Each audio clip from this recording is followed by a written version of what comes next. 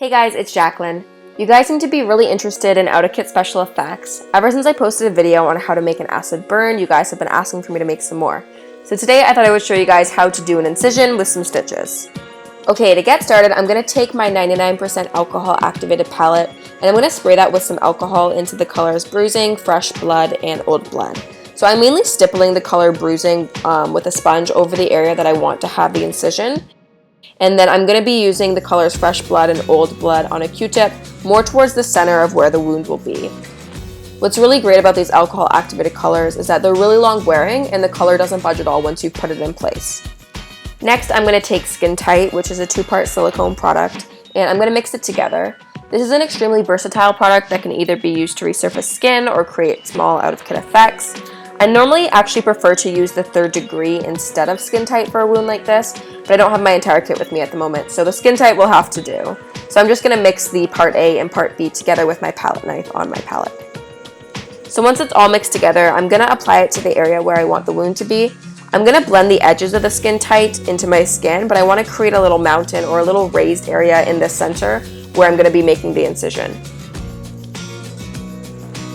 So once I can feel that the SkinTite is starting to firm up and set up a little bit, I'm going to be taking a different palette knife. This one has a little bit more of a pointed edge. So I'm just going to blend down the sides a little bit and create the incision in the center of the wound.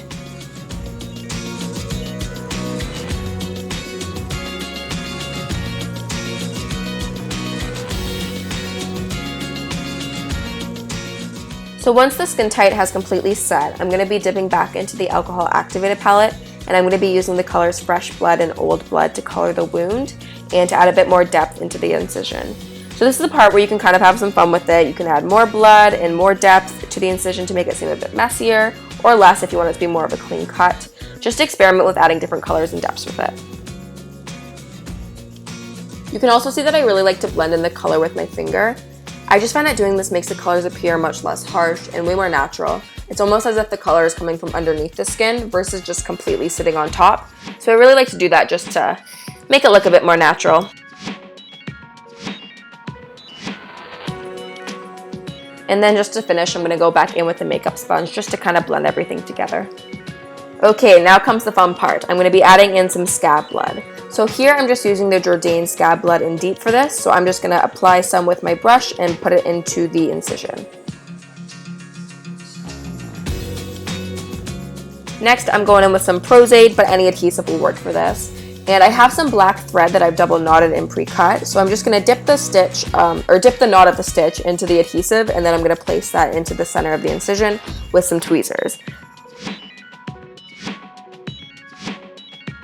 I find it looks way more believable when the stitches aren't aligned perfectly, so just keep that in mind when you're doing this step.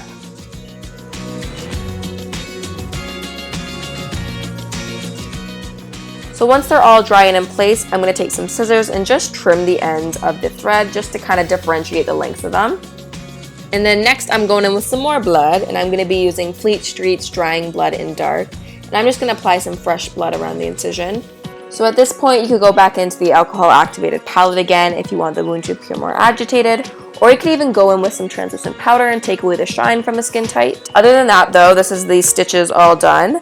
I hope that you enjoyed watching this. Definitely let me know if you want to see more special effects tutorials. Hopefully you can incorporate this into some Halloween look eventually, or you can pull a really cruel prank on your friends with this. But have fun recreating this on yourself, and definitely tweet me a photo if you end up trying it out. I will see you guys later. Thanks for watching. Bye!